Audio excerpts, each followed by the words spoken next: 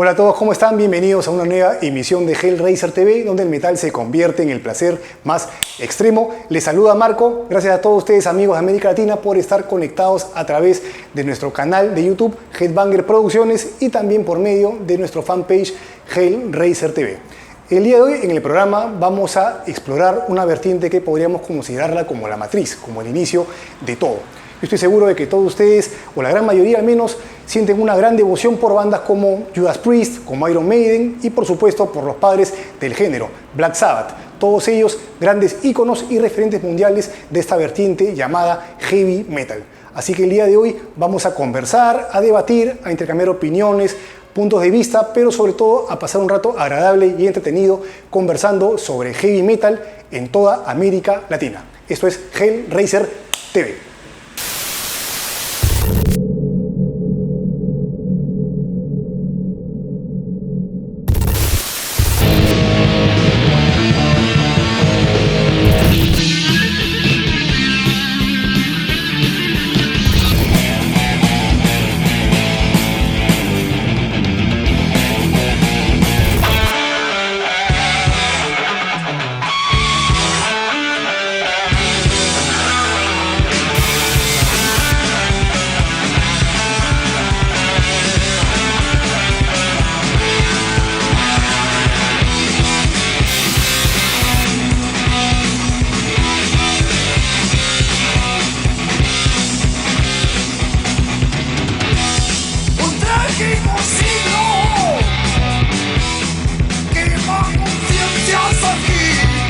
Y continuamos en Hellraiser TV, donde el metal se convierte en el placer más extremo. Y el día de hoy, para conversar sobre heavy metal en América Latina, tenemos a un especialista en la materia. Él es Giuseppe Risica, más conocido por muchos de ustedes como Pino. ¿Cómo estás, Pino? Contento, gracias, Marco. Pino, de verdad muy agradecidos por contar con tu presencia en el programa. Estamos seguros de que vamos a aprender muchísimo sobre lo que son los inicios y el desarrollo del heavy metal en nuestro continente. Pino, para quienes no lo conocen muy bien, él es editor de Cuero Negro Magazine, una de las publicaciones más legendarias, más añejas que tenemos aquí en el Perú, una publicación que data de finales de los años 80 y que ha circulado no solamente por todo nuestro país, sino por varias naciones de todo el continente. Asimismo, Pino también es coautor del libro Espíritu del Metal, una publicación que ha sido editada hace un par de años y que nos retrata lo que son los orígenes del heavy metal aquí en el Perú. Pino, por favor, coméntanos cómo fueron tus inicios en lo que es el heavy metal o el metal en general. ¿Cómo así llegaste, por medio de qué bandas? Bueno, al principio, en el colegio, tenía unos amigos, entre ellos Oscar Reategui y Dios Astío, que somos compañeros de salón, y él me pasaba algunas cosas que tenía por ahí de Zeppelin, Kiss, Iron Maiden, AC/DC, y nos íbamos juntos a Megadiscos a ver carátulas. Megadiscos era una tienda que estaba en una parte de Miraflores. De allí, bueno, escuchando radio, escuchando Super FM, Doble 9, un programa de Patty Plant llamado Pay de Metal, que era muy popular en esa época, y ahí escuchaba pues, desde Iron Maiden hasta Metallica, ¿no? O sea, era una cosa sorprendente que en esa época se escuchara tanto metal en las radios, ¿no? ¿Y más o menos qué bandas fueron las que te impactaron en esos entonces? Bueno, pues obviamente en esa época pues Zeppelin, Purple, Sabbath, AC/DC, Iron Maiden, Judas. Los inicios del metal en sí, digamos. Sí, ¿no? claro. Yo tuve la suerte de quizás escuchar pues bandas de los inicios del metal, ¿no? Hay gente que empieza escuchando cosas más fuertes o más modernas, sí. Y luego recién empieza a descubrir lo antiguo. Claro. Yo tuve un poco de suerte en ese sentido. Tenía un primo que escuchaba rock progresivo y rock clásico, y él me pasaba Jethro Tull, Yes, Pink Floyd y todas esas cosas. Entonces tenía como bastante vena clásica, y a mi padre le encantaba el rock progresivo italiano. Yeah. Es más, mi papá fue el que me llevó a mi primer concierto cuando tenía 14 años. ¿Cuál fue, si no puedes comentar? Charly García en la Feria del Hogar, en el año 85. Ah, excelente. Ese fue mi primer concierto, tenía 14 años. Y bueno, pues así como es. Genial. Entonces, vamos a pasar un poquito a ver lo que es el heavy metal en términos musicales. ¿Cómo podríamos describirlo, el heavy metal? Bueno, el heavy metal, primero hay que ponernos dentro del contexto histórico, ¿no? Hay dos etapas del heavy metal bastante bien definidas, ¿no? La primera es en los años 70, digamos inclusive del final de los 60, en bandas como Blue Shield, iba a decir Black Sabbath, Blue Shield, que inclusive es hasta anterior a Black Sabbath, Claro. ¿no? Y otras bandas que aparecieron en esa época que eran pesadas, pero no tenían ese estilo, venían de la corriente psicodélica, ¿no? Eso te iba a decir, bandas psicodélicas y también progresivas, creo que habían abundado Claro, es mucho que en esa época la música era más libre, entonces la gente experimentaba mucho en esa época. Poco a poco comenzaron a aparecer lo que se llamó los primeros grandes dinosaurios del metal, ¿no? Deep Purple, Black Sabbath, Led Zeppelin, UFO, también una bandaza que extrañamente con el paso de los años ha ido perdiendo fuerza, pero esa banda en su momento era un boom, ¿no? Claro. Y todo eso fue, digamos, la primera época. Luego hubo una especie de corte interesante en la que el metal se fusionó en cierta manera con la actitud punk, con una agresividad, con una distorsión un poco más diferente, y se creó la New Wave of British Heavy Metal. Tú ves, por ejemplo, los inicios de Iron Maiden, ves con crestas, ves la cuestión, una actitud más punk, más callejera, más urbano marginal, por decirlo de alguna manera, ¿no? Entonces toda la corriente inglesa influenció prácticamente a todo el resto del mundo, ¿no? Y eso fue lo que llegó también bastante acá en Sudamérica. Genial. Ahora, bueno, entonces en términos musicales, digamos, ¿qué lo podría diferenciar del rock? Que yo lo veo al menos como que el metal ya distanciado del rock es un paso más allá. ¿Qué podría, a grandes rasgos, Ahí hay una discusión compleja, eso sí sería como para hacer eso es un eterno debate, eso es cierto. Si el metal es rock, no es rock. No. Yo conozco, inclusive Martín, que estuvo en un programa acá, Martín me dice que no, el metal no es rock. Entonces, pero el metal todo parte del rock, quieras o no quieras, es toda una evolución, y tiene una gran gama también de influencias. Entonces, digamos que el metal lo que tiene es la guitarra distorsionada, ritmos más marchosos, hay una actitud un poco más agresiva, una forma de enfrentarse al público de una forma más, aquí estoy, esto soy, ¿no? O enfrentar a la vida en sí mismo también. Sí, es una cosa bastante fuerte. A muchos de los que hemos sido muy tímidos desde niños, el metal nos ayudó a tener energía y valor para enfrentarnos a las cosas, ¿no? Claro. Y en términos vocales, ¿cuál es la principal característica, digamos? Bueno, dentro del heavy metal, digamos el heavy metal a partir del 79 para adelante, podríamos hablar que es un asunto más lírico, hay bastante trabajo vocal, hay un asunto también de vocalizaciones más violentas, pero a la vez muy melódicas. Sí. Entonces, esa combinación entre violencia y melodía hizo que el heavy metal fuera muy comercial en los 80s. El heavy metal tuvo muy fuerte y hubo compañías gigantescas que aportaron muchísimo, y acá en el Perú llegó pues el metal. Tú escuchabas una canción de Iron Maiden, y luego una canción de Madonna, y luego una de Bruce Springsteen, y luego una de Saxon, ¿no? Entonces, el metal era parte del mainstream a nivel comercial, ¿no? Excelente, eso vocal, musical. Ahora, en términos líricos, más o menos, ¿cuáles son, grandes rasgos, los temas que se explotan en ese? Y justamente con Nacho hemos estudiado ese asunto más que nada a nivel de Perú, ¿no? Pero me imagino que el Perú, como casi todo, ha sido un reflejo de lo que pasaba en el extranjero. En nuestro país, por ejemplo, tiene la interesante versión de que la mayoría de bandas heavy de los inicios usan temas religiosos, ni siquiera satánicos, sino hablan, no sé, la lucha por la espiritualidad, mensajero de los cielos, esclavos de la inmundicia.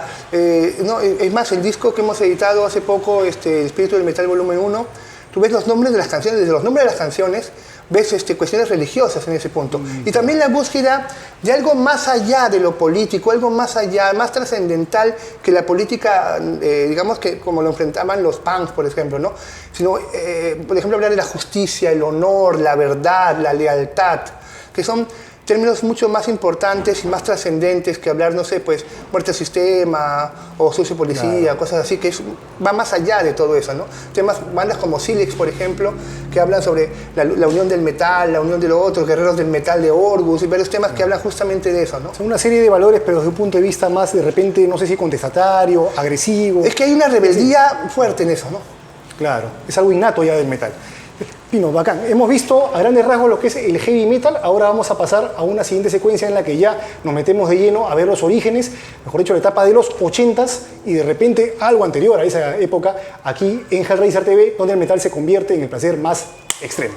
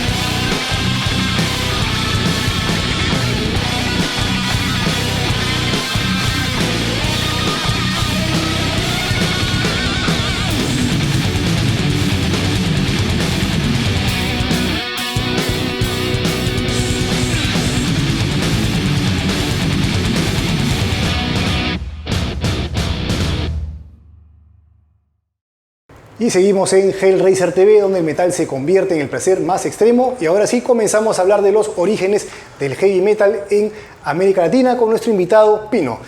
Pino, ¿con qué banda podríamos comenzar a hablar de lo que es heavy metal en el continente? ¿Cuál te parece que sea el como dijimos en la parte anterior del programa, hay algo muy importante que es los dos mensajes o los dos términos de metal, ¿no? El metal como se concibía en los 70s y el metal como se concibe en los 80s. Si hablamos del metal setentero, o del heavy metal setentero, podríamos hablar de La Pesada, podríamos hablar de Papo Blues, en el caso de peruano de Pax, y en el caso mexicano de algo de Emiliano Zapata, no me acuerdo bien el nombre, La Revolución de Emiliano Zapata, que es una banda muy interesante y muy recomendada. Eso podríamos decir que es como los precursores, Tarkus inclusive, ¿no? Precursores de lo que es toda esta onda heavy metal y pesado. Ahora, a nivel de lo que es, a raíz de la New Wave of British Heavy Metal, tendríamos que hablar, sin lugar a dudas, pues de Riff, obviamente. Riff, hay una cosa muy interesante con Riff. Papo, no sé si todos lo saben, pero Papo tuvo una experiencia en Inglaterra, fue a vivir a Inglaterra, y ahí estuvo con la gente de Motorhead. Es más, tocó en Motorhead, y tuvo que regresar a Argentina por el caso de la Guerra de las Malvinas. Entonces, eso fue como el punto de inflexión en el cual él ya no pudo seguir. Entonces, trajo toda esa onda del heavy metal inglés, y por eso el riff, que es totalmente diferente a lo que hizo con Papo, fue una cosa mucho más heavy, mucho más agresiva, y creó toda una base de lo que fue el heavy metal argentino, ¿no? En el caso, por ejemplo, de México, bueno, en México Luzbel pues es toda una institución. Es más, acá en el Perú, yo me acuerdo de esas fiestas que se hacían en el Cerro San Cristóbal, con un saludo para Richard Pistaco, de puro heavy español, heavy latino, y Luzbel pues con Pasaporte al Infierno era pues una clásica. Si no estaba esas canciones, si no estaba, no sé, Bájate de esa cruz o algo así, que se llama Por Piedad, se llama la canción, creo. Esa canción de ese disco, Pasaporte al Infierno, es un clásico importantísimo. Arcángel y Gilman en Venezuela son prácticamente una misma historia, ¿no? Desde el disco rock nacional hasta lo que siguió con Gilman fue algo muy interesante, porque acá en el Perú, por ejemplo, temas como Levántate y Pelea pegaron muchísimo. No sabíamos de dónde era ni de qué país era, pero acá pegó muy fuerte. Y aparte había un disco y un cassette que salió, Los Duros del Rock, en el que salía Gilman, y todo el mundo pues se quedó pegado con eso, ¿no? Kraken, bueno, la personalidad de Elkin Ramírez, la personalidad de este gran persona. Yo he tenido la suerte de conocer a su hijo, de estar allá en Colombia y seguir de cerca esta banda. Es una de las bandas más amadas en Colombia, no solamente de metal, en todo sentido. Es una banda muy importante.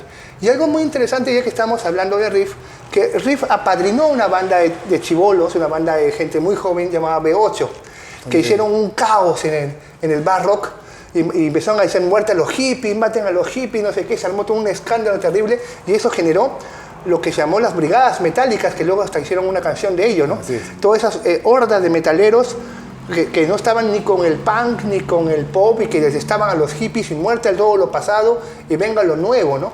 Que es más o menos en cierta manera lo que pasó acá en Perú de forma un poco más sutil. Albacas, pues ni hablar, pues uno podría hablar también de bandas más antiguas como Cross, no me acuerdo el nombre de la otra banda, pero... A ver, perdón, vamos a ir entonces por lo que nos comentas. De verdad que ha sido muy nutrido en información, y más o menos para que se den cuenta de la idea del programa, va a ser muy didáctico. Entonces, empezábamos con Riff. ¿Tú considerarías que ellos son, en todo caso, la primera banda de heavy metal, o tú lo ves, porque algunos lo catalogan más como rock pesado? Bueno, es que tú escuchas a Riff y escuchas Judas. En gran parte de sus temas escuchas Judas, también AC/DC, escuchas algo de Motorhead. Riff tenía álbumes muy interesantes, porque era muy variado. Había canciones más rock and rolleras, porque obviamente Papo tenía esa influencia, eso, pero también había unas canciones muy fuertes y bien metaleras. O sea, el que diga que, por ejemplo, que el Riff 7 no es metal, entonces no conoce el heavy metal, pues. Así de simple. Entonces, ¿tú considerarías de repente su primer álbum, El Ruedas de Metal, como el primer disco de heavy metal? Ese disco es del 81, 81 más o menos, sí. Es casi paralelo con el primero de Arcángel. Más o menos yo establezco un poco musicalmente más pobre a nivel musical, ¿no? Y gasto compositivo, quizás. Yo creo que Arcángel es una buena banda como inicio. Me imagino que localistamente hablando, en su país debe haber pesado mucho, pero a nivel fuera de no Venezuela, más que un asunto histórico, no tiene Gilman, mucho peso. De repente ha pegado más. No, es como, igual, por ejemplo, uno habla, por ejemplo, de muchas bandas, puede ser de Uruguay, pero la banda que más trascendió y todo fue Albacas, ¿no? Claro. Yo tuve el honor de conocer, pues, al manager, a Claudio Pizerno, que prácticamente movió a la banda por cielo, mar y tierra. Hicimos una muy buena promoción acá en Perú y en otros países y es una banda muy buena. Temas como, ¿cómo se llaman esos temas? Bueno, ahorita no me acuerdo todos, pero hay temas muy fuertes que tenían, ¿no? Levántate y pelea. Claro, No, Levántate y pelea, pero era otro grupo. Regresando un poco a lo que es Venezuela con Arcángel Gilman, hay una banda que me estuvo comentando hace ya algún tiempo nuestro camarógrafo Frank, que se llama Resistencia. Sí. Sí, ellos también sacaron un álbum justamente el mismo año en que sale el primer álbum de Riff y el Arcángel, se llama Hecho en Venezuela. Yo al menos lo que he escuchado lo siento mucho más ligado al sonido heavy que está acostumbrado la mayoría de Headbanger. ¿Tú considerarías entonces que los tres vienen a ser los primeros discos o alguno de ellos tiene más peso en todo caso musicalmente? Lo que ocurre es que hay un asunto que es importante que la gente sepa. Venezuela en los 80s tenía toda la influencia americana. ¿Por qué? Porque Venezuela estaba llena de petróleo y todas las empresas norteamericanas llegaban a Venezuela. Ahí pues por eso la gente de Venezuela pues ama el béisbol. ¿Por qué? Claro. Porque el béisbol vino por las petroleras norteamericanas. Igual pasó con el heavy. Todo el heavy, pero más que si te das cuenta, el sonido de la Resistencia es un sonido muy americano. Sí, el sonido de Riff es muy inglés. Hay una gran diferencia a nivel de sonido. No digo que uno sea mejor que el otro, pero lo que digo es que es interesante. Pero el problema de Venezuela es que nunca salió mucho de sus fronteras, ¿no? A excepción de Gilman, ¿no? Entonces, tanto Estados Unidos como Europa han nutrido decididamente lo que es el heavy metal acá. Negarlo sería negar la ¿Te parece que debamos agregar acá Resistencia de Venezuela como una banda iniciadora? ¿O le ves mucha importancia? Mira, yo creo que, por ejemplo, bandas como Cross, Resistencia también podría ser. Y ahí, permítame, por favor. Sí, coméntalo. No sé, yo diría inclusive a nivel de Perú, habría que poner a Blapsus. ¿O Blapsus? Sí. A Blapsus es su 45 del 81. 8-1 también. 8-1, perfecto. ¿Tú le ves trascendencia a un Lapsus solamente a nivel local acá de Perú o también del continente? No, yo creo que desgraciadamente local. Local nomás. Sí, desgraciadamente. Entonces, pero ni un Lapsus de Resistencia, o los consideramos acá. ¿Te parece que sería él? Sí. Un Lapsus, ¿no? Sí. Ajá. Su vocalista pues era un showman espectacular, ¿no? Y su tema, sus temas eran muy, muy buenos, ¿no? Pero llegaron a grabar algo significativo, digamos. Sacaron un 45, con 2 temas, ¿no? Y después ya hicieron un disco en los 2000 y tantos, que yo estuve, uno de los que fue la presentación, con algunos temas de esa época vueltos a grabar y temas nuevos, ¿no? Pero lo más importante de Lapsus eran sus shows. Fue una banda que hacía unos shows espectaculares. Hubo un momento en el cual hicieron una especie de tributo a Kiss y se pintaban como Kiss y todo, y llenaban literalmente todo. Fue la banda que le dio el espaldarazo a Leucemia. Es más, el debut de Leucemia fue gracias a Lapsus. Ellos les prestaron los instrumentos para tocar. Me parece interesante que hayas tocado el tema de ellos, porque normalmente cuando se habla de heavy metal aquí en Perú, en los comienzos 80 muchos mencionan por un lado a Óxido y otros Almas Inmortales. Bueno, Óxido ya fue otra cosa, ¿no? Digamos que Aplazos era una banda que venía de los 70s. Ya, y que tuvo, digamos, su pico en el 81. Y de ahí pues prácticamente ya desapareció. En vez, Óxido fue una banda que empezó a concentrar todo lo que era el metal en el Perú, ¿no? Óxido fue una banda en la cual estaban pues integrantes que después formaron pues Mazo, Almas Inmortales. Javier Mosquera estaba, creo, ahí, ¿no? Gato Cortés también, Coco Cortés. Gato Ebrio. ¿No? El Gato Ebrio, Mazo, ¿no? Tortura, Grael creo también. Bueno, entonces de un montón de bandas. Entonces, fue como un especie de semillero. Y también fue una cosa que eran los desclasados. Si bien uno se pone a pensar y los ve a los muchachos de Óxido, que eran de clase media alta por lo general, pues en sus barrios y todos lados eran pues despreciados, insultados, eran considerados pues el lumpen de su la familia no querían sus padres no querían presentarlo a sus hermanos, ¿no? Entonces esa clase de cosas, ¿no? Y creó todo, y el famoso pues el Metal 1 o el concierto que hicieron en la playa, en el malecón, fueron conciertos importantísimos que fueron a crear recién como una especie de escena metalera, y gracias a Óxido, ¿no? Y gracias también al famoso Cobos, ¿no? Perfecto. Ahora, cuando conversábamos por interno, me comentabas mucho de la influencia que tuvo el heavy metal español en nuestra cultura, en el metal en sí. Sí. ¿Qué bandas te parece que serían las que podríamos citar de España? No, obviamente no para incluir acá, porque todo esto corresponde a América Latina, pero o alguna anécdota que nos puedas comentar sobre esos inicios, de cómo influencia el metal español. En primer lugar, yo creo que es importante mencionar que acá en Perú se editaron varios discos de bandas españoles, ¿no? El más conocido fue el Especial Heavy, ¿no? Donde sale Sobredosis, Panzer, Barón Rojo y otra más que no me acuerdo el nombre, Obús. Ya, el Barón Rojo, pues con el Barón Rojo Vivo, que sería una edición nacional, también un lugar de la marcha. Y todo eso fue muy fuerte a nivel de Perú, a nivel de gente que escuchaba heavy metal y que cómo se pronunciaba y cómo se quería escuchar. Igual que pasó con Riff, Ruedas de Metal, asombrosamente fue editado por Pantel, por Panamericana Televisión, el vinilo, acá en Perú, ¿no? Entonces es algo muy importante, ¿no? de recordar. Ahora, la relación entre España y América Latina también es muy fuerte por el lado de Argentina, ¿no? La Torre, por ejemplo, bueno, la vocalista de La Torre fue después cantante de Santa, ¿ya? Y hay mucha influencia de bandas heavies. Bueno, Rata Blanca, el gran paso y fuerza de Rata Blanca a nivel latinoamericano fue en España. Creo que es la única banda argentina fuerte de heavy en España, ¿no? Debe ser como acá en Perú, que bueno, pero vamos a hablar de Rata Blanca ya en la siguiente etapa, que Claro. me parece que su grado de apogeo es más 90, creo yo. Claro. Bueno, el primer disco de Gonzalo Blanche. Ah, claro, ese sale a fines de los interesante, 80, ¿no? Pero ya en la otra etapa con Barilari, creo, es la que tiene un Claro. poco más de peso, digámoslo así. Claro, la Mujer Amante, que lo convirtieron hasta en cumbia, ¿no? Ahí hasta en bailantas pasaba Mujer Hasta Amante. en reggaetón de repente sale, pero bueno. De repente. Excelente, Pino. De verdad que ha sido muy nutrido toda esta información que nos estás brindando. Tenemos entonces por Argentina, de repente como la banda iniciadora Riff. ¿Tú consideras entonces que Papo Napolitano ha sido el principal impulsor del heavy aquí en el continente? Sí, el que llevó al heavy a Argentina, literalmente, ¿no? O sea, Argentina vivía hippie totalmente y llegó Riff con otras ideas y con otra manera de ver la vida.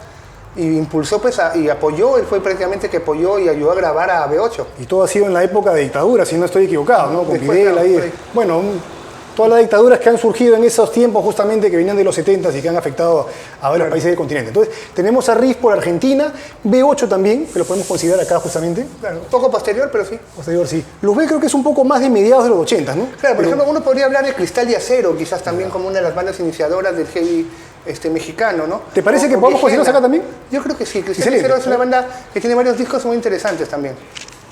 Genial. Cristal y Acero se llama el Sí. grupo, me dice, ¿no? Perfecto. Voy a ponerlo acá.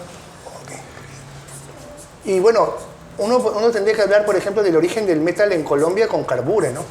Ah, Carbure es otra banda también. Carbure importante. fue una de las iniciadoras. Perfecto. Y Junto con voy a ir Crack, a mi vamos a poner papelito, Ah, por al supuesto que papelito, sí. acá, Crack, para recordar. Gracias. Ah, y ya quedamos, por ejemplo, en Ecuador, bueno, después de que hablamos de Ecuador, hablamos de otros países, Un lapsus acá estamos aquí en Perú. con, Acá en Mozzarella de Ecuador. En los Mozzarella, 80s. ese nombre es bien peculiar. En Ecuador, dices. Sí, es una de las primeras bandas que hubo ya, ¿no? Es Y una banda, aparte perdón, de la resistencia, por ejemplo, de Venezuela está Fahrenheit también, que es muy interesante también, muy buena banda. Y Ácido y Cross de Uruguay, ya ¿no? tengo que ponerlos acá. Ya. En el caso de Y, Gilman, y acá nos falta un país importantísimo, un país que yo creo que tiene la escena de todos estos países juntos, a ver. que es Brasil. eso quería llegar Eso, justamente. ahí, por ejemplo, ahí tendríamos que hablar de Azul Limao, a Chávez do Sol, Arpía, Salario Mínimo, Trata de, Overdose. a ver, de todas esas bandas que he mencionado, ¿cuáles te parecen una o dos que sean A Chávez las do más, Sol. las más, Discúlpenme brasilero porque no sé si cómo se pronunciará, pero en todo caso, se los amigos escribe de Brasil que a nos Chávez siguen, do Sol. pueden- ¿Ya? A Chávez do Sol, permíteme, por favor. Ya, a Chávez do Sol me parece una de las bandas importantísimas. Este de sí esta- lo vas a escribir tú, Arpía creo. también. Este sí lo vas a escribir tú porque no tengo Uy, idea, esta la verdad. es- cómo- Yo debería No ser tengo médico. idea. Ya. Por lo general, cuando hablamos de heavy metal, en los comienzos se habla mucho de lo que es Argentina, se habla pues hasta Pero ¿qué de Chile, sería Venezuela, del pero metal ¿por qué en no tanto Latinoamérica en sin Brasil? Rock in Rio? Pero ¿por qué no O se sea, habla se han tanto puesto a de pensar, heavy Rock in metal Rio brasileño? impactó tanto, hoy tocó Iron Maiden, tocó Scorpions, fue, digamos, la época más fuerte y pesada de Scorpions, y eso llegó acá a Sudamérica muy fuerte. La cantidad de gente en ese concierto de Rock in Rio, el primero, porque ya después los posteriores para mí ya, no sé. Pero Pino, perdón, ¿tú por qué crees que no se habla tanto de lo que es el heavy metal brasileño de los 80s, como Por si un se habla de asunto de otros idioma. países? Solamente por eso. Sí, yo creo que sí. Ya. Yo creo que hay otro motivo. Porque hasta lo que tengo entendido, por ejemplo, Vulcano, que es un ícono de metal extremo, ellos empezaron haciendo heavy metal también. Claro, el ¿no? primer disquito que sacaron era en una portada horrible, me acuerdo que era un dibujito así hecho, creo que mi hijo de 9 años había hecho dibujado mejor, pero sí, un dibujo horrible que hice la carátula del primer disco de Volcano, ¿no? O sea, Volcano. básicamente la barrera en todo caso es el idioma. Wow, Yo creo que el idioma puede ser un asunto también que digamos que el apogeo a nivel internacional de Brasil fue ya a finales de los 80s con estilos más extremos. Claro. ¿No? Cuando acá en el Perú llegó el Warfare Noise 1, fue Eso el voló la acabose, cabeza, ¿no? sí, Uno un veía montón de gente, ¿no? Mutilator, Chacal, ¿qué es estas bandas? ¿De dónde salieron? ¿Qué pasó? Holocausto, ¿no? Tantas bandas que aparecieron en esa época del thrash y del proto-death inclusive. Y de repente por la forma de cantar es que no sentían lo que era el acento brasileño y no importaba, por decirlo así, ¿no? No sé, personalmente yo creo que soy un poco atípico. A mí me gustan escuchar las bandas en sus idiomas originales. Yo escucho bandas de metal no sé, en hebreo, en árabe, en ruso, y me parecen geniales, ¿no?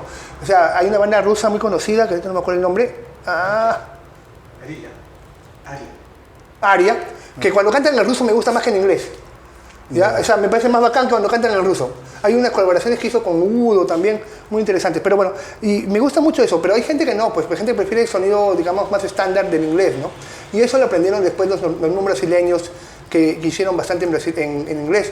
Rato de Porao y Dorsal Atlántica pues hicieron su pase, ¿no? Así es. De portugués al inglés, del inglés al portugués volvieron después. Ahora, estamos hablando de lo que es Brasil, que la gente siempre le ha dado ha habido mucha difusión de lo que es su escena en lo que es el metal extremo. Quizá también un poco podemos hacer la comparación con Chile. No hemos hablado ahorita de Chile. Claro. ¿Alguna banda que te parezca representativa de la primera época de Cronos me parece muy interesante. Cronos entonces. Igual que Dorso. Dorso cuando empezó jugando heavy metal. Hay un disco que se llama, creo que Témpano o algo así, que es muy interesante porque refleja todo lo que era el heavy metal de esa primera época. Inclusive sale Panzer, ¿no? Un saludo para Juan Carlos Valente. Panzer, que son también una de las primeras bandas de heavy metal en creo que tenemos Chile. Panzer por ahí. Por favor. Sí, coméntanos un poquito de Panzer. Ajá. Bueno, es una de las primeras bandas, como digo, hay un compilado que ahorita no me acuerdo el nombre. Bueno, de ahí pues acá el editor va a poner abajo el nombre del disco compilado. Por supuesto que sí. Va chamba por ahí. Bueno. Y es curioso porque dice justo Panzer Rock en vez de decir Panzer Metal, ¿no? O sea, es que, como digo, la palabra heavy metal siempre estaba muy ligada al rock. Es más, hasta ahora yo escucho gente que dicen, la gente que le gusta el rock y el metal. Rock y metal, metal y rock. toda la separación. Claro. No hay una cosa así, pero bueno, es un asunto, como digo, de percepciones. Perfecto, entonces tenemos a Chave do Sol por Brasil, Panzer en Chile, B8 y Riff, lo que es Argentina. Panzer y Cronos, ¿no? También, ¿no? Cronos también, ¿no? Vamos a verlo con Cronos, por favor. Con CH. Cronos con CH, ¿no? Con CH, ¿no? Sí. Cronos, aquí, ok.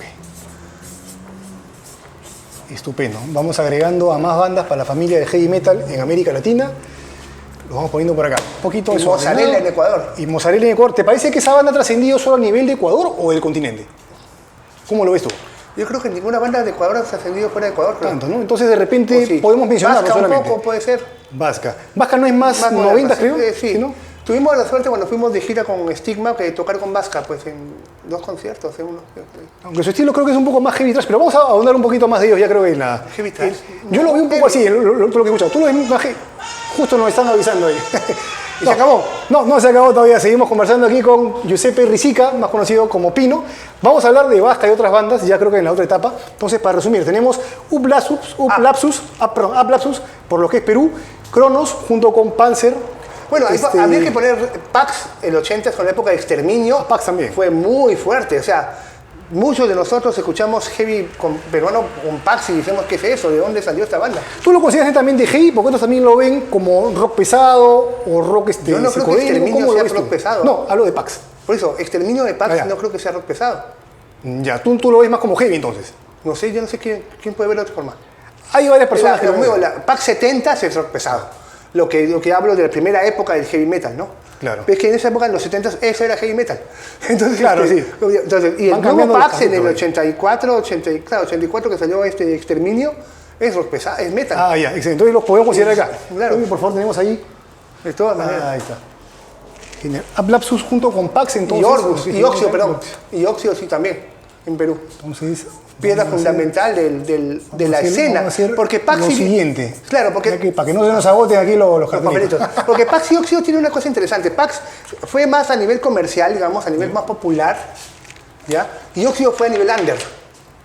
Entonces, digamos que si bien se conocieron, hasta creo que tocaron juntos, y creo que Pico grabó a Óxido, digamos, hubo una relación similar a la que hubo Riff con B8. Tú te das cuenta pues que Riff tiene esa tendencia más heavy tradicional y B8 tiene más esa tendencia más heavy contestataria, más rebelde. Sí. Entonces más o menos eso digamos que puede ser la relación entre Pax y Óxido, ¿no? Genial, muy buena aclaración. Entonces Pax, Óxido, Ablapsus por Perú, Tenemos Cronos junto con Panzer, por lo que es Chile. También mencionabas a Dorso, que es una banda que ha Pero claro, que gran... después fue cambiando. De Dorso justamente hablamos en el primer programa de Thrash Metal con Cristian Cabanillas. Yo no sé, que Dorso Thrash, bueno, tenía algunas cosas ahí. Al menos Cristian, el invitado, lo veía así. Y muchas personas estoy seguro que también. Tenemos a Kraken por Colombia junto con Carbure, Cristal y Acero. Ellos nos mencionas, ¿por dónde qué país son? México. De México, junto con Luzbel, Arcángel y, bueno, Resistencia, que no lo hemos figurado acá. Y también a Gilman, que podemos ponerlo por su paso de los 80s, en lo que es Venezuela. Genial. Rápidamente, algunas bandas, no hemos mencionado casi nada de lo que es Centroamérica. ¿Tú crees que haya habido alguna banda que pudiéramos mencionar? Mira, que yo estaba averiguando, pegada? ha habido cosas en Cuba, en varios países de Centroamérica, El Salvador, y todo, pero sus grabaciones son demasiado bajas, pobres, su trascendencia fue muy efímera. Casi no hubo difusión Yo en no todo caso de creo, lo que que se pueda hablar de una escena o de o alguna banda en todo caso trascendental. Disculpen, amigos de Centroamérica. No hay ningún problema. Disculpa, Joel Morales. No, excelente. No, es solamente para saberle y conocer un poquito el contexto también, ¿no? Entonces, ¿no había alguna banda trascendente? Me equivoco. No, de repente amigos que nos están viendo desde ahí nos manden ahí toda una lista y que nos puedan comentar por favor, de para conocer, siempre para poder nutrirnos de información, la verdad. Entonces tenemos todas estas bandas que hemos repasado en esta segunda secuencia de Hellraiser TV, que la verdad que ha sido impresionante. Seguimos en todo caso, ya ahorita pasamos a un siguiente bloque que vendría a ser ya de lo que es una etapa intermedia, más propiamente dicho, 90, lo que son los 90s, y ya vamos a ver el 2000 más adelante. Seguimos con Giuseppe Risica, Pino, aquí en Hellraiser TV, donde el metal se convierte en el placer más extremo.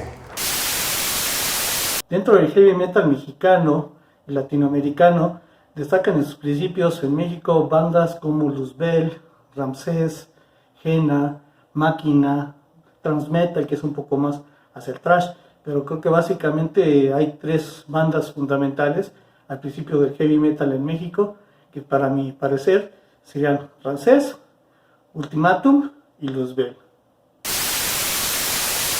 Continuamos en Hellraiser TV, donde el metal se convierte en el placer más extremo. Seguimos con nuestro invitado Pino, hablando sobre los orígenes y el desarrollo del heavy metal en toda América Latina. En la secuencia anterior hemos visto cualquier cantidad de bandas, información muy nutrida respecto a esos grupos que dieron origen al género en todo el continente. Pino, ¿hubo alguna banda que por casualidad se nos haya quedado que tú consideres relevante en esa época? Bueno, en lo que es el caso de Perú, muchas bandas, ¿no? Hay muchas bandas interesantes. Justamente te comentaba en off de que hemos sacado con José Ignacio López y con José Morón de Espíritus Inmundos un disco. ¿Lo has traído por casualidad? Sí, justamente es un disco que es, digamos, el resumen de toda una década, ¿no? ¿Qué es este de acá? Ay, por favor, a ver. Ahí está el disco. ¿Puedes mostrarlo ante cámara? A ver. Ahí está la cámara. Bueno, ¿se ve? ¿Cómo se llama? Igual que el libro, Espíritu de Metal. Claro, que prácticamente para que la gente que ha leído el libro y se como un soundtrack, las bandas, ¿no? como un soundtrack. Entonces están pues Orgus, Pax, Aplapsus, Óxido, Jerusalén, Dharma, Silex, Almas Inmortales, Headward, Overkill, el peruano, no el norteamericano, y Sacra. Y es algo muy interesante porque algo que yo quería rescatar de esto es que analizando las letras de las canciones es justamente ese asunto de la búsqueda espiritual, la trascendencia y ese alejamiento de la política vista como un asunto tradicional, un asunto de derechas e izquierdas, un asunto que está por encima de ello, ¿no? Una rebeldía realmente honesta. No es una rebeldía auspiciada por un partido político, no es una rebeldía manipulada por una ideología, sino algo que fluye naturalmente. Es algo pues, natural, claro. algo de una búsqueda de trascender más allá de los dogmas políticos normales, ¿no? Claro que sí. Entonces, ¿qué bandas, si puedes repetir, por favor, más o menos para que la gente tenga conocimiento en claro, los 80s mira, que han trascendido? Interesantísimo Silex, ¿no? Que es una banda que cantaba una chica, es una banda muy heavy metal, muy buena, tiene mucha influencia de Maiden, Judas, hasta en el look, el único video que hay de ellos en televisión, tú los ves recontra heavy, ahí a los hermanos Kruger, pues, a Herbert y a su hermano, muy metaleros, y una letra pues que habla sobre la unión, el estar por encima, la lealtad, que el heavy metal no va a parar, y esa clase de cosas que generaban en nosotros una energía y una fuerza que a veces la realidad que vivíamos nos chocaba y nos disminuía como seres humanos, pero eso nos daba fuerzas para seguir luchando, ¿no? Por supuesto. Entonces, a ver, entre el paso de 80s a los 90s, ¿hubo alguna diferencia sustancial? Sí, mira, a finales de los 80s, en todas las escenas en Latinoamérica, comenzaron a haber transformaciones muy fuertes, ¿no? Comenzó a iniciar fuerte el thrash, empezó fuerte también lo que era los orígenes del death metal. Así es. Y a partir de los 90 pues comenzó toda la onda del grunge y del rock alternativo. Entonces el heavy metal a nivel de mainstream pasó a un segundo lugar. Por el lado más comercial, pues muchas de las bandas heavy, eso pasó en todo el mundo, las bandas heavy y hard rock de todo el mundo, pues, he visto un documental, no me acuerdo el nombre del documental, en el que salía pues que los de Poison, por ejemplo, o Motley Crue entraban a la disquera y habían pósters de ellos por todos lados, y después al día siguiente volvieron y había pósters de Nirvana, de Soundgarden, de un día para otro, dicen, ¿no? Y ya no hubo promoción, ya no hubo nada, entonces muchos de estos grupos empezaron a sobrevivir gracias a Japón, gracias a algunos países de Europa. Es más, la mayoría de los grupos heavy metal que lograron sobrevivir los 90s vivieron de Japón. Japón fue el único país que siguió sacando discos y dio moviéndose heavy metal fuerte, ¿no? Claro. Y por ahí, obviamente, otros grupos de heavy metal evolucionaron, por decirlo de alguna manera, a power metal. Por ejemplo, tú ves, por ejemplo, bandas como Angra en Brasil, ¿no? Que venían de esa banda Viper, por ejemplo, que era más heavy metal, se convirtieron más a power metal o una onda más más sinfónica, más media goticona, claro, ¿no? Eso digamos que fueron los cambios que hubieron en ese tipo de bandas, ¿no? Otras bandas, por ejemplo, ahí empezaron a aparecer bandas como Animal, más influenciados por Biohazard, por Fear Factory, por la época noventera de Sepultura. Entonces, hubo muy poco movimiento heavy metal, realmente dicho, y es más, o sea, fue opacado por todo lo que el heavy metal fue mal visto en gran parte de los 90s. No, como algo pacharaco, como algo que digamos muy comercial, había que ser más under, o sea, por un lado estaban los más under y si querías ser comercial pues decías más alternativo. Okay. O más saltarín, como le dicen, ¿no? Entonces fue opacado por todas estas vertientes que fueron apareciendo, claro, propio de la evolución natural de la música. Claro que sí. Ah, excelente. A ver, ¿qué bandas podríamos señalar entonces como importantes dentro de lo que son los 90? Tenemos acá 3 propuestas, ¿cómo lo ves tú? Mira, yo creo que Tres Locos es una banda interesante, pero no sé hasta qué punto puede haber trascendido. Ahora, el asunto, por ejemplo, esto es una cosa que es importante.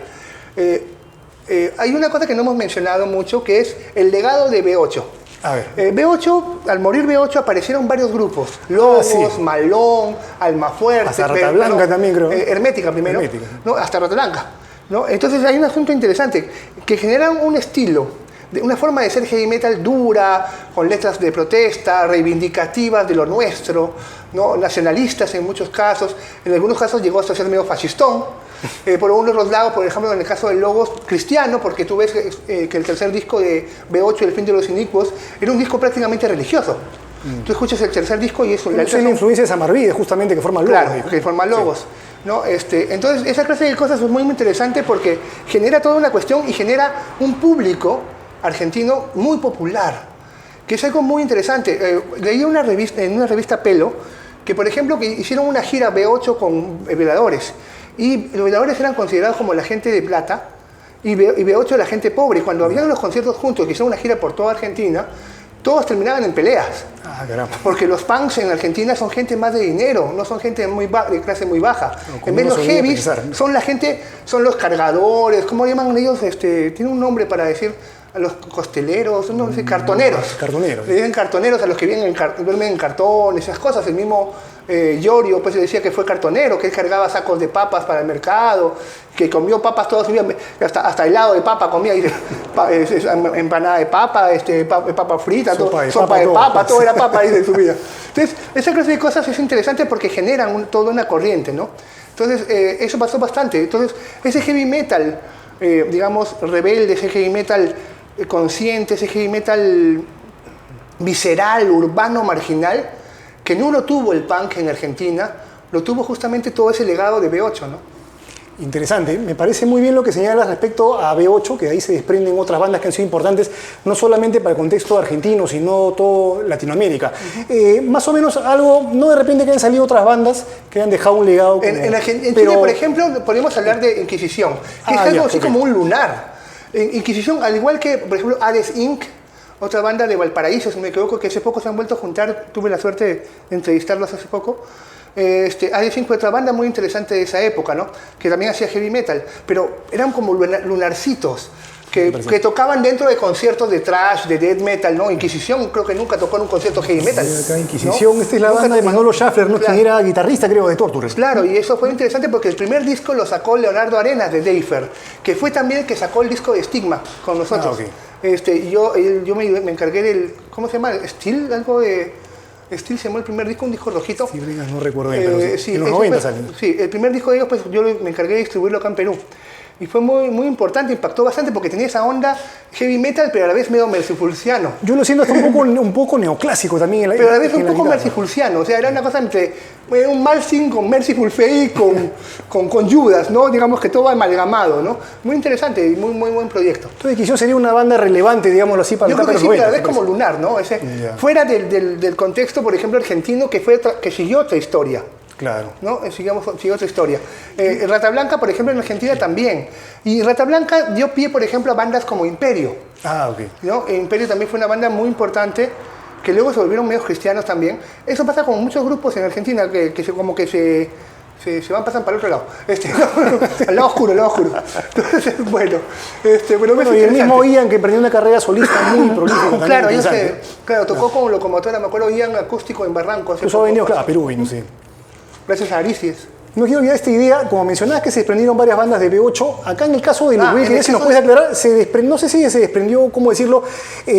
Arturo Huiza, que era vocalista, creo que fue el primer disco, se aparta, o lo botan, no sé qué pasó, pero forma un Luzbel con B chica. No sé si más o menos puedes Wizard también. Wizard también. Pero hay algo que importantísimo que habría que mencionar también, disculpa que me retroceda un poco. Hay una banda que, aparte de Masacre, que tuvo una gran importancia y todo, hay una banda que yo quiero valorar muchísimo y que desgraciadamente por falta de producción, por no haber sacado lo que debió sacar en el momento que debió sacarlo, ha pasado casi desapercibido, que es Orgus. Orgus es una banda que tenía un show, un tipo de canciones, unas letras, una performance y una forma de tocar que yo estoy seguro que si hubiese podido sacar discos y hubiese hecho las cosas que tenía que haber hecho en su momento, estoy seguro que hubiese sido más famoso que Kraken, más famoso que B8, más famoso que Albacast. ¿Qué fue lo que pasó? ¿Por qué crees que no llegaron? Yo le llamo a eso, a las bandas modernas, le digo que cuando no quieren grabar o pasa alguna cosa, esperan la supergrabación, le digo que es el síndrome 80s. En el Perú teníamos el gran problema, y tenemos hasta ahora el gran problema, de que la banda quiere grabar bien y tener el superproductor, el supermanager, el super todo, que le produzca, le paguen todo. En vez, ¿qué pasó acá? Acá en el Perú, los bandas punks grababan ensayos y los han editado con fotocopia, como sea, sacaron. Entonces hay una historia, digamos, física más constante. En el heavy no. En el heavy las bandas esperaban un gran productor, una gran compañía. Lo único que dejó Orgus fue 2 canciones en Lima 88, que fue el concurso del metal y el Juicio Final. El concurso de la Helden, ¿no? Ese fue lo único que dejó. O sea, digamos que por el afán perfeccionista, que es lo que suele ocurrir en todas las esferas. Andrea es un super guitarrista, ¿no? Aristides. Andrea Samingo, ¿no? Sí, claro. El cantante Aristides, pucha, qué tal voz que tenía, qué tal show, muy bueno, ¿no? Me recuerda un poco a la voz de Elkin, de Kraken. Claro, tiene esa onda, pero era inclusive más agresiva, era más violenta. Y el de Kraken, pues era Elkin es una persona muy empática con la gente, podía pasarse horas hablando con los fans después de un concierto, nunca le decía a nadie no. Es algo que hay que valorar, a veces es una gran persona, es como por ejemplo me contaron que en un Lima Metal Fest, la única banda que bajó a estar con los fans y todo era Masacre de Colombia. Ah, mira. ¿Ya? Entonces yo conversaba con Alex Oquendo y le digo, pero claro, pues nosotros venimos de otro país y las fans quieren vernos, hemos tocado, bajamos, conversamos con ellos y de paso vendemos discos, pues. Las otras bandas, no, que soy estrella. Pero eso retrata realmente la calidad humana de esos artistas. Realmente. Claro, y ese asunto de que uno se da cuenta de que un fan quiere estar con la banda, quiere estar con el artista. Dio, ¿cuándo rechazó a alguien? Dio nunca. Dio siempre fue una persona muy apegada con los fans y con todo. Y vimos Lemmy también. Es por eso que es tan querido justamente a nivel mundial. Y eso es lo que hace que te trasciendas, ¿no? Perfecto. Entonces, Inquisición por Chile estamos viendo. Vayamos nuevamente a Argentina a ver estas bandas. Mencionás que Tren Loco para ti de repente no tuvo tanta trascendencia. Digamos que sí, no. Yo en la época, por ejemplo, en los 90, ellos habían tenido varios cassettes que habían editado, pero no eran muy difundidos, no era un asunto muy popular, ¿no? Digamos que más pasó con las bandas que hemos mencionado, Malón, Logos, no sé, ahora, hay un asunto, por ejemplo, yo no sé si a Retro Satán mencionarlo como trash o como heavy, porque está justo en ese límite. En ese límite, ¿no? Claro. Pocho Andrade, pues, ¿no? Es un personaje importantísimo en la escena argentina. ¿Pero te parece que deberíamos incluirlos acá de repente? ¿Cómo lo ves? Como digo, está como en el límite y yo no sabría cómo ponerlos, ¿no? Claro, algunos de repente no lo... Y bueno, fue 80s también, ¿no? Eso también es 80s, no es 90s. No, digamos que, claro, en ese caso, Tres Locos también podríamos ponerlo también, porque es una banda que logró mantenerse también de esas décadas, y Rata Blanca, pues que logró trascender hasta el término heavy metal dentro del público que tuvo, ¿no? En caso de Rata Blanca, ¿tú lo ves netamente como heavy? Porque a veces tiene sus tintes power metal también. ¿Cómo lo identificas? Digamos que sí, que tiene esas cosas. O sea, es que lo que ocurre es que uno es parte de su entorno y uno quiera o no quiera esa influencia de lo que está alrededor de uno, ¿no? Si bien, como decía, ¿cómo se llama? Glenn Hughes, cuando hizo el disco con Rata Blanca, decía, esta banda es demasiado parpeliana, ¿no? Yo estoy en otra banda, ya estoy haciendo otras cosas, ¿no? Pero para él Rata Blanca era Deep Purple, claro, ¿no? Y obviamente seguían más o menos la tendencia de Ingrid Malmsteen, sin estar virtuosos, ¿no? Sin la búsqueda de virtuosismo. El guitarrista de Rata Blanca es fanático de Malmsteen, ¿no? Y Malmsteen es fanático de Purple.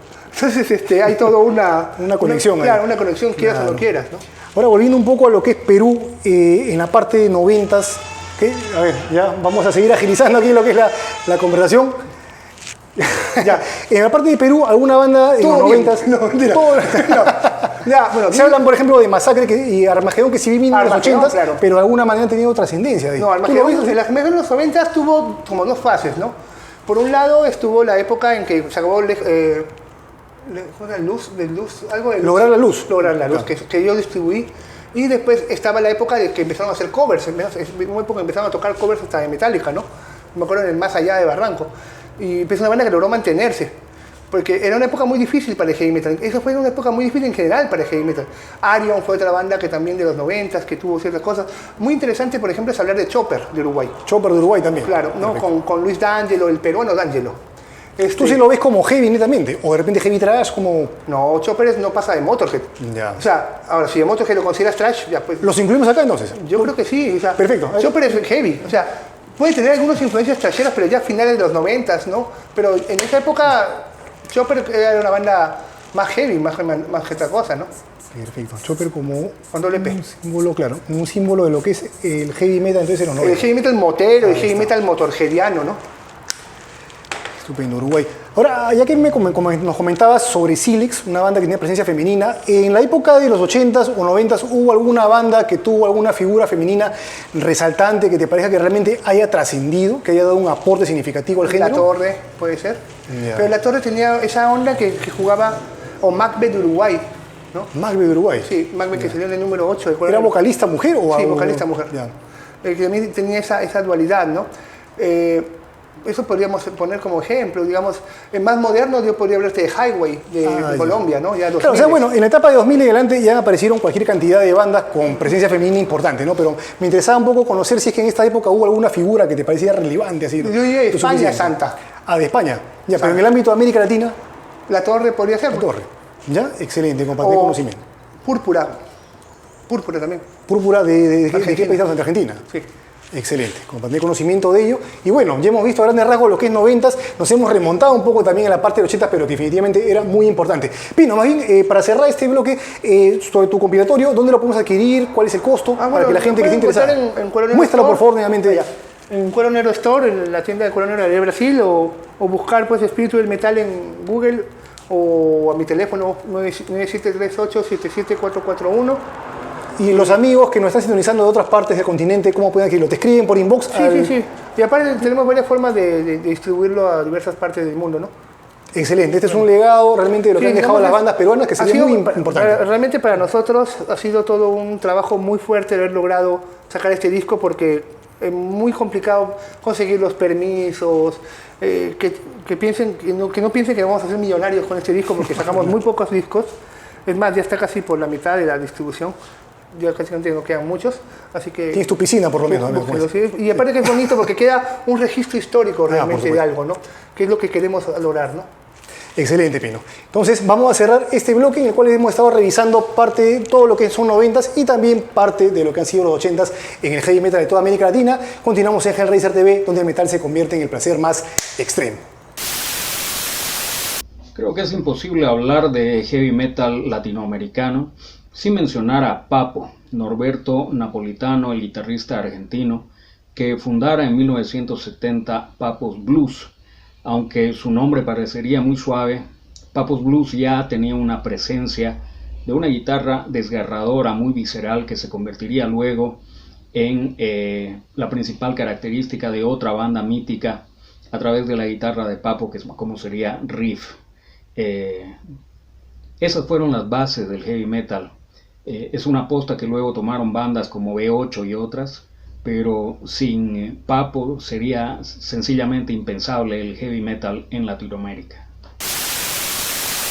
Y seguimos en Hellraiser TV, donde el metal se convierte en el placer más extremo. Estamos explorando con nuestro invitado Pino los orígenes y el desarrollo del heavy metal en toda América Latina.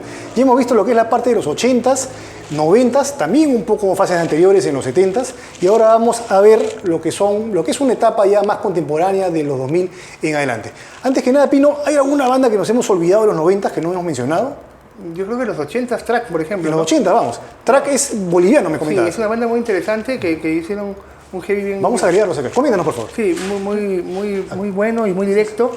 Y es una banda que realmente impresiona porque tiene un muy buen sonido y tiene una buena performance, ¿no? Track, como se escribe en inglés, ¿no? Sí, Track, sí. así, ¿no? Con seca. Así es. Track, perfecto. Entonces sería la banda más Faltó representativa. Mozzarella. Mozzarella de Ecuador. Ahorita vamos a tener una pizza para que te la traigas ahí con Sí, carta. sí, quiero una pisita. Mozzarella, ¿te parece que Mozzarella debemos agregarlo entonces junto con Track? ¿Cómo lo ves? También. También, Estamos perfecto. hablando un poco de cada Ahí está. país. Sí. Excelente. Si está Carbure, está Track, está A Chave do Sol. ¿Mozzarella con doble Z o Sí, moza con doble L o una sola L sería? doble L. Perfecto. Mozzarella por Ecuador. Ya, si nos equivocamos, ya la gente Ya nos corrige. sí, nos disculparán realmente. Disculpen nuestro japonés. Entonces, bueno, pues eso básicamente.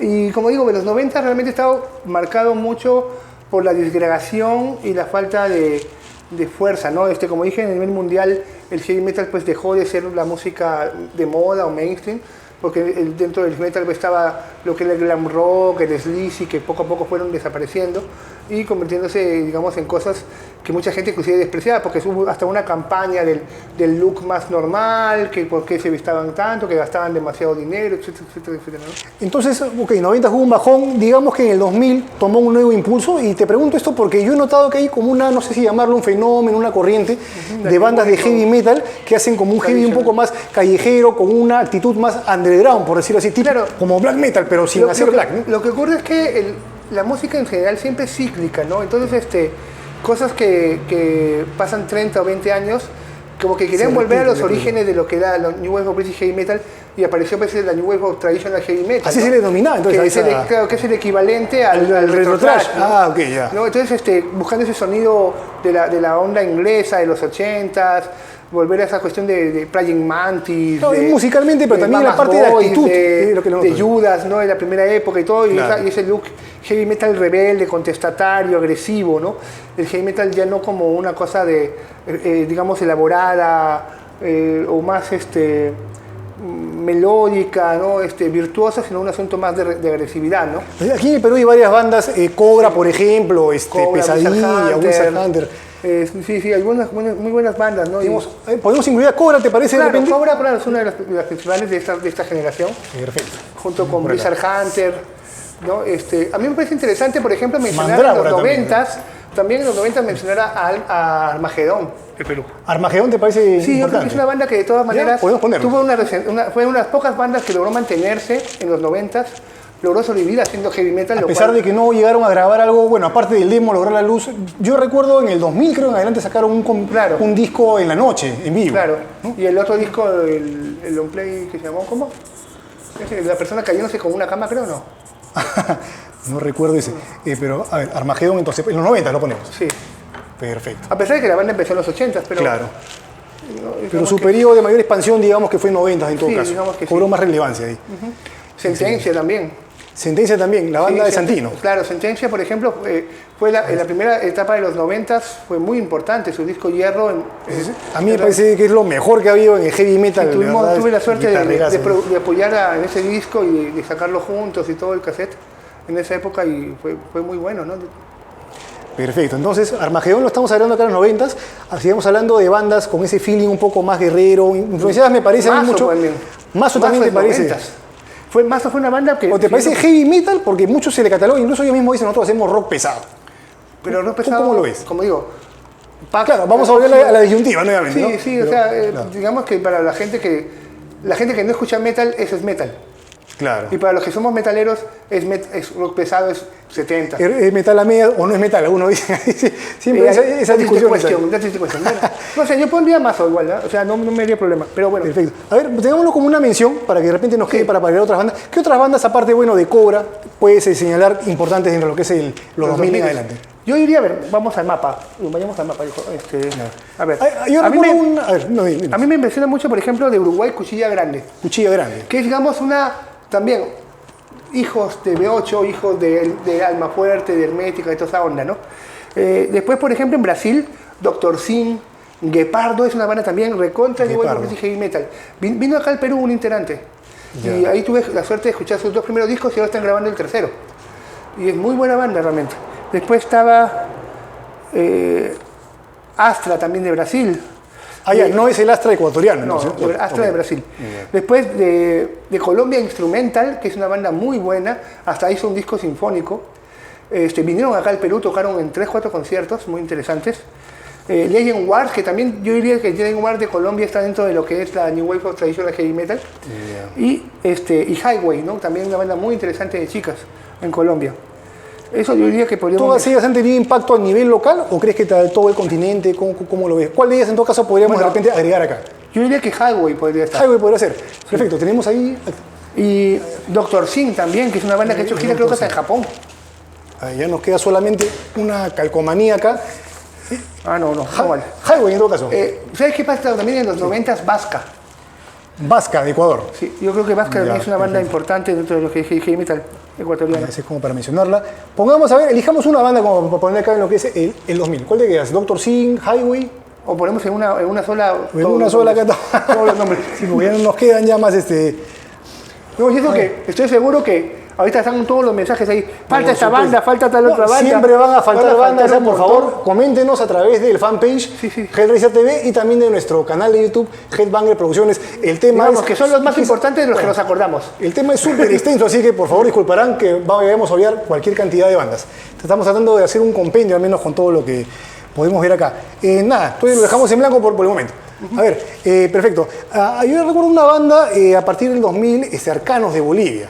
No sé cómo lo ves tú. Yo lo he escuchado ¿sí? más o menos, pero no sé qué tanta trascendencia ha tenido. Es más, la escuché porque tú me la mencionaste. No había escuchado antes de esa banda para nada. Ya, porque ya tienen algunas producciones al menos. Vamos a agregarlo acá, si no en todo caso, ¿no? Tenemos el logo Arcanos acá. Perfecto. Para tener más representatividad también en lo que es Bolivia, junto con Track, que ya lo hemos visto en la Claro, parte... porque yo en Bolivia, por 80s. ejemplo, yo conozco más lo que era, bueno, yo produje a Subvertor, que es una banda thrash metal. Yo distribuí acá en Perú a Hate, que era también thrash metal. Y soy amigo de un integrante de Alcohólica a la Cristo, que es más folk metal, ¿no? Y que está industrial, por ahí tiene su toque, sí. Y hablando del heavy metal mezclado con industrial, hay cosas muy interesantes. Por ejemplo, en Colombia hay una banda llamada Perras de Reserva, que es muy interesante, que digamos que es una mezcla entre, no sé, Marilyn Manson, heavy metal, un poco de todo tiene. Y es muy fuerte, muy power. O sea, acá también ha tocado en México, es una banda muy trascendente a nivel latinoamericano. Ok, perfecto. Y a nivel, volvamos un poco a lo que es Centroamérica, que de repente lo hemos obviado. ¿Alguna banda que te parezca importante mencionarla de repente? ¿O no tuvieron mucha difusión? De heavy siendo metal honesto. yo realmente no conozco mucho, yo conozco más de thrash. Donde yo conozco de Centroamérica bastantes bandas más de gore, bandas más dead, grind. No, tienen una escuela muy nutrida. Fuerte, es muy dura. Es como, como uno hablar de, por ejemplo, de Yacucho o de Puno. Tú sientes que hay una escena bien fuerte de death metal, de grindcore, de cosas fuertes, ¿no? Claro. Igual me pasa con Centroamérica, no conozco muchas bandas. Por ahí hay una revista cubana que me está llegando y he visto algunas bandas, pero me parecen más una onda más alternativa metal o más death metal o thrash metal, no heavy metal propiamente dicho, ¿no? Ok, perfecto. Amigos, ya saben que nos están viendo desde los distintos países de Centroamérica. Por favor, escriban, comenten. Necesitamos surtir aquí la pizarra justamente de más de la Guyana bandas. también, una Guyana francesa, por supuesto, también. Así es que hay. No, Paraguay, por ejemplo, yo conozco más que nada a Sabaoth, que era una super banda. De ellos hemos hablado justamente en el programa Sabaoth, de yo adoraba esa banda. Excelente. Entonces, ¿alguna otra banda de repente ya de México o de Sudamérica que podamos agregar como para terminar de llenar aquí la pizarra y cerrar? Bueno, ya dije Highway. Highway, ¿te parece? ¿De qué país dijiste que era? Colombia. Colombia. Perfecto. Sí, Highway me parece. Así como Highway to Hell, se escribe. Es una banda de chicas muy interesante. Creo que tocaron acá, si no me equivoco, ¿no? Ya. ¿Esta relevancia, digamos, mediática como lo que tuvo Nervosa por el thrash metal de Brasil? ¿Algo así, señor? Yo creo que están muy cerca. Muy cerca. Sí, lo van a lograr. Son bien chambeadoras. Y hay una banda muy interesante también. Bueno, aquí en Perú tenemos a Estrógena, que es una banda formada también por puras chicas, que están haciendo cosas muy interesantes. ¿Perdón? Filosa Argentina menciona acá la gente de producción. Interesante, ¿Sí? Excelente, tenemos varios exponentes como para mencionar. Y bueno, creo que lo dejamos entonces ahí. Ya estamos cerrando ya esta última parte de lo que ha sido el heavy metal en América Latina. Hemos visto 80s, 90s y hemos tratado de centrarnos en la parte de 2000, aunque inevitablemente siempre tenemos que volver al comienzo de todo para poder explorar y entender la razón de cómo se va a hacer. Kraken, por ejemplo, con la nueva vocalista está muy interesante. Tiene una nueva vocalista, ¿verdad? Sí, tuve la suerte de verlos en unas sesiones del Circulart, muy paja. Realmente muy bueno y vale mucho la pena. Es lo importante que a pesar de la pérdida de Elkin Ramírez han seguido ellos adelante. Creo que su hijo es el que toma la red, ¿no? Justamente, Carlos, no me acuerdo el nombre del hijo, es el manager del grupo, el hijo de Elkin, ¿no? Y es más, el papá le dijo, hijo, cuando yo me muera, quiero que tú continúes con el grupo y que se encargues y que sea diferente. Excelente, ya se ha ido con el legado. Eso es lo importante. Todas las bandas se mantienen perfecto. Entonces, bueno, cerramos ya esta penúltima secuencia porque vamos a pasar acto seguido a lo que vendrían a ser las conclusiones de todo lo que hemos conversado aquí en Hellraiser TV. Personalmente siento que en el heavy metal a nivel latinoamericano, una de las bandas que influyó bastante desde hace mucho tiempo atrás fue la banda argentina B8. Muy a pesar de que fue con el tiempo en que se hizo una banda emblemática, ¿no? Y también me gustaría mencionar a Perú. Creo que una de las bandas que influyó muchísimo aquí fue Masacre, de Perú. Muy a pesar de que ha tenido diferentes variantes de sonido, siento que es un gran referente de este estilo. Muy bien, estamos llegando ya a la parte final de Hellraiser TV con nuestro invitado Pino. El día de hoy hemos tenido una conversación de lo más interesante y extensa sobre lo que es el desarrollo, los orígenes del heavy metal en toda América Latina. Hemos visto 80s, 90s, 2000 y bueno, vamos ahora a ver un poco de las conclusiones de esta conversación. Pino, a tu criterio, ¿qué tanto se ha desarrollado el género del heavy metal en concreto desde sus comienzos hasta la actualidad? Grandes rasgos, ¿qué podrías comentar? Bueno, para hacer un resumen general, podemos decir que digamos la época fuerte, la época gloriosa, por decir, de heavy metal fue los 80s, ¿no? Pero y que hubo un bajón bastante grande en los 90. Por eso que hemos visto más que todo bandas, ¿no? De acá. En los 2000 hay un revival, pero hay algo también interesante, que es que el heavy metal, como cualquier tipo de música, es una música que se va transformando. Entonces tú ves bandas heavy metal que fusionan con música industrial, bandas heavy metal que fusionan con folclore, que mezclan cosas de thrash, que mezclan cosas de otra cosa. Entonces ya no existe esa pureza, digamos, inicial, a excepción de esa corriente de la New Wave of Traditional Heavy Metal, ¿no? Claro. Pero digamos que hay una búsqueda de nuevos sonidos, ¿no? De nuevas texturas, nuevas formas, utilizando la tecnología más actual también para crear esos nuevos ambientes, y eso es importante, ¿no? Claro. O sea, yo creo que ha habido toda una evolución interesante y que tiene el heavy metal muchísimo que dar todavía en varias décadas más, ¿no? Estupendo. Ahora, a tu criterio, ¿el heavy metal aquí ha recibido mayor influencia de la escuela, no sé, norteamericana, europea, o crees que ha cultivado un sonido propio latinoamericano? Yo creo que es bastante obvio que el heavy metal en Latinoamérica se influenció básicamente de la zona europea, ¿no? Yo creo que el 80% de la gente... Sobre todo por riff, como nos comentabas todo. Sí, pero tú también escuchas, creo que casi todo el tipo de los grupos y tienen mucha influencia inglesa. A casi todas las bandas les preguntas qué bandas les gustan, casi todas son inglesas. ¿No? Entonces, digamos que esa es la primera cuestión, pero de por sí, por problemas de sonido, por problemas de equipos económicos, sociales, etc., el sonido fue cambiando. Tú escuchas las bandas latinas, no se parecen en nada a las bandas europeas, ¿no? Para bien o para mal, depende de cómo lo mires. Y tienen un sonido bastante propio, las letras también son muy propias, tienen muchísimo que ver con las realidades que cubren cada país, la forma de ver el mundo, de ver la cosmología de su mundo, ¿no? de su tierra, de su tiempo, y es muy importante eso, ¿no?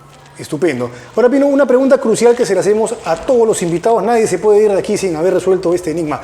A tu criterio, si tuviéramos que elegir un Big Four de lo que es el heavy metal en América Latina, ¿cuál sería? ¿Qué bandas elegirías? Mira, yo tengo un problema porque con algunos grupos me ligan muchísimo ciertas cuestiones personales, ¿no? Yo adoro Alba Más Cast. sentimental eres tú entonces. Sí, hay un asunto, yo creo que al final todos, ¿no? Pero Alba Cast, por ejemplo, tendría que estar. Alba Cast es una banda que yo considero realmente importante para mi formación como metalero, mi formación dentro de Cuero Negro, que fue, digamos, uno de los primeros grupos que me contestó en las cartas. Yo recuerdo mucho una foto que tienes tú en una Cuero Negro, donde sale el vocalista junto con el bajista de Iron Maiden, con Steve Harris. Por eso yo los conocí a ellos. De ahí otra banda importante es de B8. Definitivamente. Obviamente. Excelente. Yo creo que B8 de todas maneras. Si uno habla de Latinoamérica, tienes que mencionar sí o sí. Para mí, yo estoy ahí en duda entre Masacre u Orgus. Yo pondría ¿Por Orgus. Perú te refieres? Sí, por Perú, Orgus. Orgus.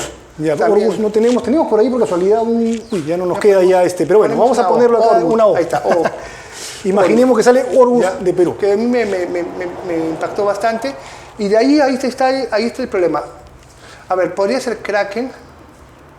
Yo creo que Kraken, por la trascendencia y la llegada dentro de la gente y de esa forma de tener canciones casi operísticas dentro de heavy metal, podría ser Kraken también. Y también que es una banda que se ha mantenido a lo largo de los años, a pesar de la ausencia de algunos integrantes. Sí, es verdad. Perfecto, Pino. Entonces, Kraken por Colombia, tenemos AB8 por Argentina y Alba Cast por Uruguay. Ellos creo que están radicando afuera ya de Uruguay, ¿no? Después del segundo disco, se fueron a vivir a Canadá. Okay. Sacaron un disco en inglés y no pasó gran cosa. Caramba. Entonces, al final... La banda se disolvió ya, al final. Sí, creo que hay uno que se quedó a vivir allá, una cosa así, ¿no? El manager, Claudio Picerno, luego fue manager de Los Buitres, fue el organizador del festival Pepsi Rock en Uruguay, uno de los festivales más grandes de Uruguay. Pilsen Rock o Pepsi Rock, uno de los... y es una persona que sigue trabajando hasta ahora en música, ¿no?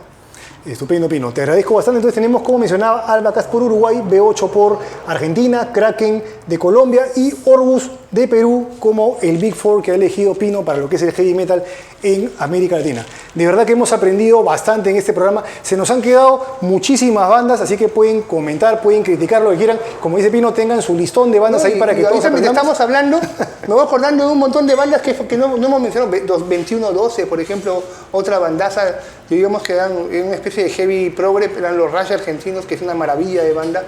Y hay un montón de bandas que uno ha dejado de lado, ¿no? Eso estoy seguro que... No, definitivamente fácil. Que sí. En todos los programas se nos han quedado bandas. Así que, por favor, si hay alguna banda que consideren que debimos haber mencionado o alguna de aquí con la que no estén de acuerdo, que haya sido citada aquí en la pizarra, por favor, coméntenlo. ¿Por qué pones Rata Blanca ahí? Por ejemplo, vamos a... hay algunas... para la gente Rata Blanca no es metal, pero uno escucha, creo que hay que ser sordo para no darse cuenta que sí es. Ahora, que hayan sido muy comerciales, que se pacharaqueó, que todo el mundo... Hay gente que es más purista o más estricta en ese sentido. Pero bueno, al final todo es cuestión de, como dices tú, de percepciones, de opiniones, los puntos de vista que tenga cada quien. Así que coméntenos, por favor, en nuestras redes sociales, en el fanpage Hellraiser TV y también en nuestro canal de YouTube, que es Headbanger Producciones. Bueno, vamos a cerrar esta nueva emisión de Hellraiser TV, no sin antes mencionar a nuestros auspiciadores. Ya saben que nos pueden ver a través de Radio Metal Warriors Perú en Facebook, también por nuestros amigos de Bolivia, de Abismo Blocksign, la cerveza Astarte, por supuesto que esta vez no se han olvidado las cervecitas para compartir con nuestro invitado. Pino, sí, te puede servir una cerveza, ¿no? Sí, estaba con sed hace horas. Caramba. Ahí está. Muy agradecido, está con el estilo raspadillita acá. Salud, Pino. Salud. De verdad, te agradezco bastante por haber estado con nosotros. Hemos aprendido muchísimo aquí de lo que es el heavy metal. Esperamos tenerte nuevamente en programa y queremos mencionar el día de hoy a nuestro primer auspiciador internacional, que es la gente de Concreto Records, un importante sello mexicano, quienes vienen sacando a un montón de bandas, no solamente de la escena mexicana, sino también de toda América Latina. Si desean adquirir sus producciones, pueden entrar a su fanpage, que es Concreto Records. Concreto es todo con C, no con K ni con Cuba. Concreto Records. Y también visitar, por supuesto, Cuero Negro en Facebook. ¿No, Pino? Es Cuero Negro. ¿Cuero Negro Store, la tienda o Cuero Negro Magazine? De los dos. Cuero Negro Magazine es uno y Cuero Negro Store es otro. En los dos igual pueden adquirir lo que es Cuero Negro, la publicación en físico que sigue vigente, y también todas las producciones que edita su sello, y también de otros labels, sí, digámoslo así. Trabajamos con más de 27 sellos internacionales y extranjeros, ¿no? O sea, tienen para ver una barbaridad de bandas. 3.000 producciones en la tienda. Si los mandan de nuevo a cuarentena, tienen ahí para escuchar heavy metal a barbaridad. Así que nada, todo lo que sea. Todo lo que sea. Salud, Pino. Salud. Gracias nuevamente. Cuídense mucho. Nos vemos en una siguiente emisión de Hellraiser TV. ¿Qué meten cabeza con los pulos, tío? En realidad se puede usar un par de veces, ¿no, tío? En realidad no creo que la gente se concentre mucho en eso. Sí, yo tampoco creo. No se nota. Sí, No, no está viendo tu barba. todo A ver. es Continuamos en Hellraiser TV, donde el metal se convierte en el placer más extremo. Seguimos con nuestro invitado, Giuseppe Risica, más conocido como Pino. No sé por qué se me ha ido un toque. Sí, sí. Esta vez. Sí, sin querer me fui.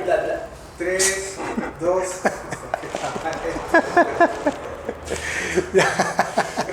¿Eres asistente o estás para hacer